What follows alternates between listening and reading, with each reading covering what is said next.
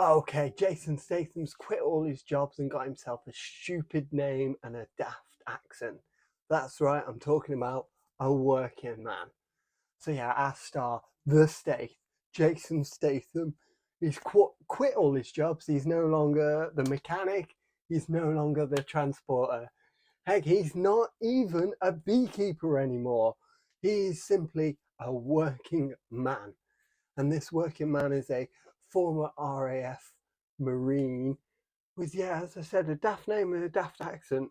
I think it's Levon. I think his name was Levon, but it sounded like 11 to me throughout the whole film. I just kept thinking of Jason Statham as an experimented on little girl with a shit. He's got the same hair.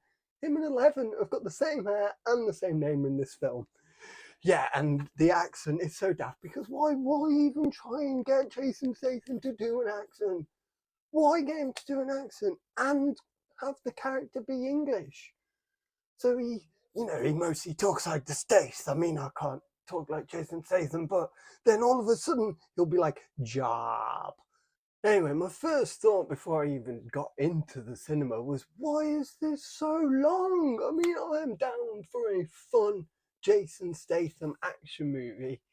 If it's around 90 minutes, this is 2 hours long. And guess what? It's not one of the fun ones. It's a super serious one. David Ayer.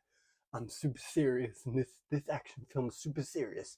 This super serious action film with Michael Pena, who made me laugh as soon as he comes on screen.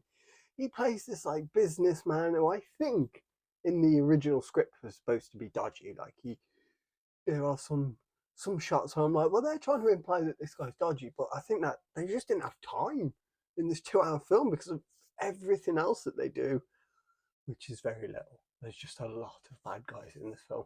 Anyway, so Michael Pena plays this businessman who's employed Jason Statham on this, like, they sort of know his past. But anyway, Michael Pena's daughter gets kidnapped, and they want Jason Statham to save him. They ask 11 or Levon to try and save him, and he's like, no, I don't do that anymore. I don't do that. I'm not an RAF Marine. I don't do that. And then he goes to David Harbour. He's like, hey, should I do that thing that I don't do anymore? David Harbour plays this like blind guy who doesn't know he's blind. He like sees in grey or something. He's always wearing the shades because he says with the shades he can decide when it's day and night, which sort of makes sense. But he's always wearing the shades. So when's it day? Anyway, sorry.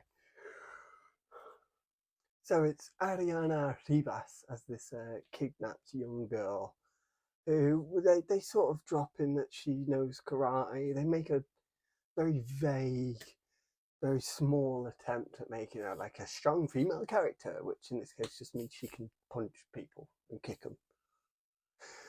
Which, whether you think that's a strong female character or not, there's a lot more that can make a female stronger than just being able to kick and punch. So anyway, he does it. Obviously, he does it. There wouldn't be a film if he doesn't commit to saving the girl. And his plan seems to require pretending to buy a lot of like a lot. And this pretending to buy a lot of involves a lot of actually buying of. He buys so many. He's buying all of the. Give me that. Now I want like £2 of this that I wanted. When he's not buying, he's beating people up. Obviously, he's Jason Statham. He's beating people up. There's a lot of people to beat up in this film. There's a lot of bad guys. It gets so unnecessarily complicated. Like, I don't understand why there's like 3 or 4 different groups of bad guys. Obviously, in each group, there's like 2 to 3 of those bad guys. So there's just so many bad guys. Jason Statham's just going around. He's beating a lot of people up. And you know what? To be fair, those sort of action scenes are the best part because they're well choreographed. And for those like 5 minutes where he's fighting someone, you're not thinking, wow, this script is like really bad, which it is.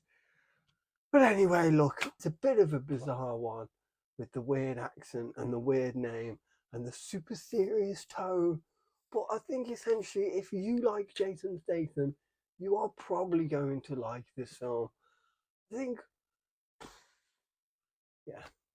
Let me know. If you do go and watch it and you love it, please let me know in the comments. I'd love to hear why.